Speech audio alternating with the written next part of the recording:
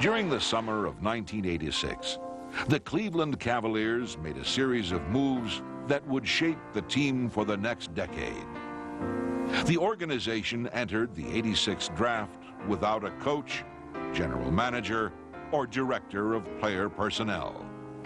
However, by mid-July, several pieces were in place to take the Cavs from average at best to legitimate championship contender.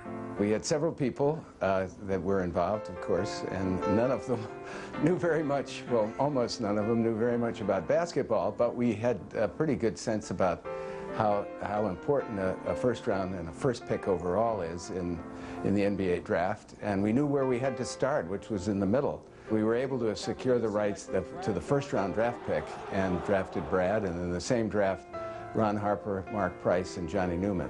At the same time, we brought in Wayne Embry as a GM, somebody who'd been there and done it and who had great experience, and Lenny Wilkens as the head coach, and we also got Hot Rod Williams. So I guess if you want to put a period together in Cavs history, there's nothing like it. We drafted well in '86, in Daugherty and Price and Johnny Newman and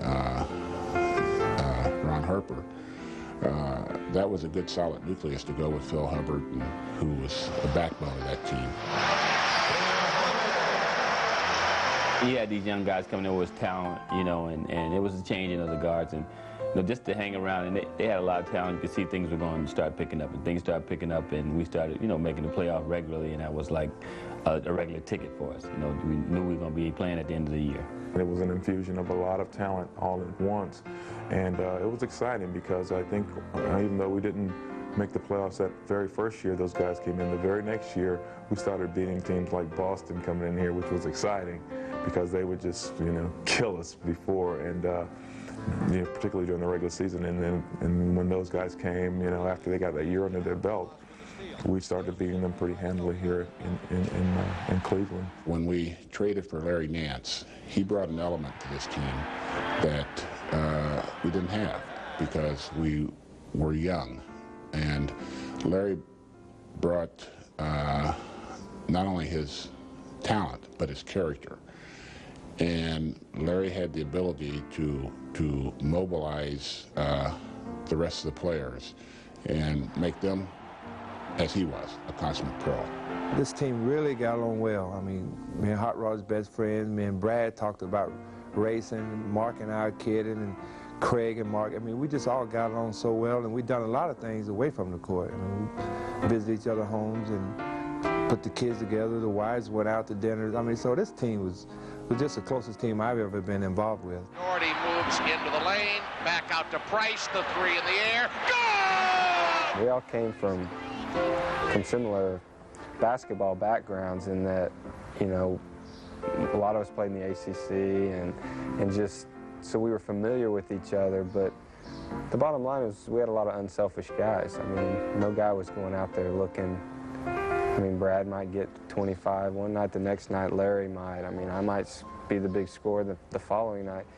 We really didn't get a sense that guys cared. I mean, we wanted to win games, and I think that's what the bond was. You get a group of guys that really want to win, and a lot of the other stuff gets put on the periphery. Price right of the circle, spins into the lane, gives to Ehlo under the basket, scoops to Daugherty, and Brad hammers it home. We had a great team unity while I was there in Cleveland for 10 years. I was able to play with some great people, but I think the one main cog is Wayne Embry. He really went out of his way to make sure there was a team and a family atmosphere and a family chemistry, and it made it enjoyable to play in that environment. He worked really hard at making sure we were all on the same page, so I think team chemistry and family is what I think of when I think of Cleveland.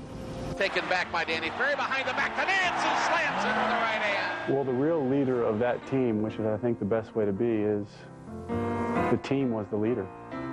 And along with that, the thing that really drove the commitment and the concentration that was brought to the game every day was the mutual respect that those guys had for each other as players and as people. I think that was really important. That was a group that didn't want to let down each other.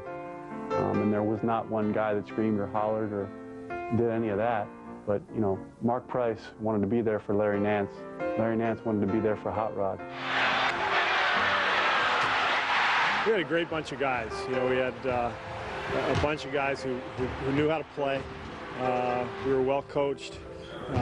Everybody could shoot the ball, handle the ball. It was really a fun team to play on. It was a great way for me to kind of get initiated into the NBA, and I was lucky because there are a lot of teams that don't get along so well. But we had a great time together. We played well together, and like I said, it was a great group. So the talent was truly phenomenal, and when I think back, I know that we should have won the championship that year, you know, if not for Mike, his heroics that he did, you know, year after year. The talent that we had here was truly exceptional, you know, 1 through 5 positions.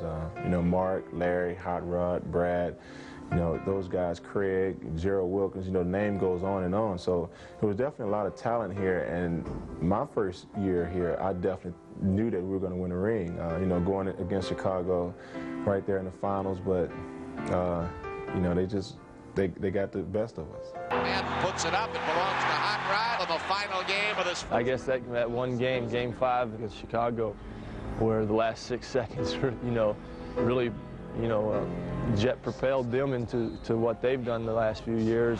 Ehlo into Nance. Back to Ehlo. He drives. He scores! Ehlo drove it right down the wing and scores! He looks.